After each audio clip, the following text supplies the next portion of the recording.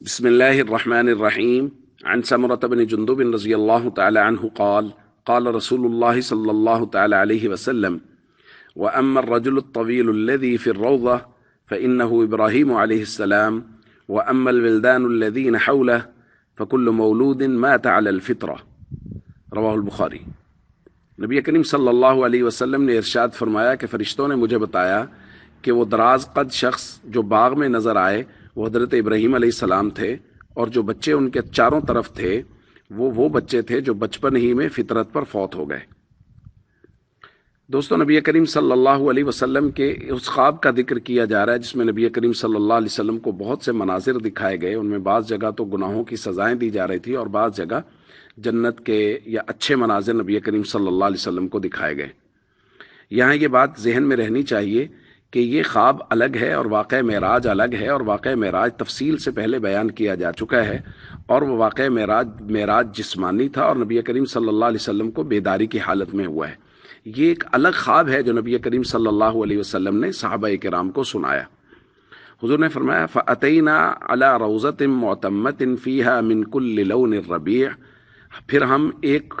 باغ میں آئے جو بڑا ہی سرسبز تھا اور اس کے اندر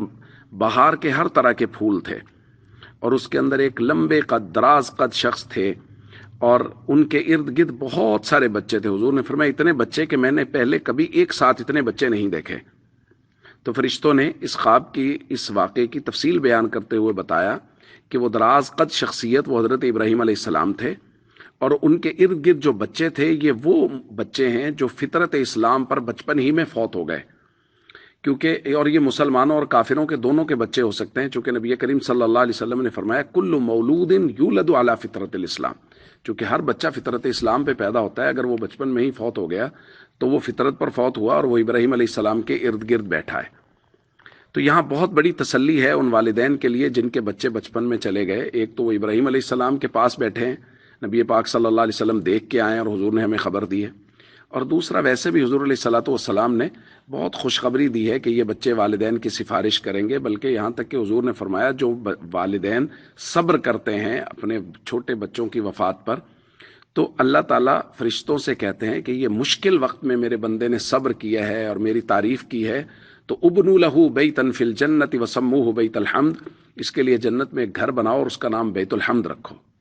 اس لیے جن کے بچے بچپن میں فوت ہو گئے ان کو اللہ کی رحمت سے ہمیشہ امید رکھنی چاہیے، بلکہ یقین رکھنا چاہیے کہ وہ ہمارے لیے قیامت کے دن سفارشی بنیں گے۔ السلام علیکم ورحمۃ اللہ وبرکاتہ۔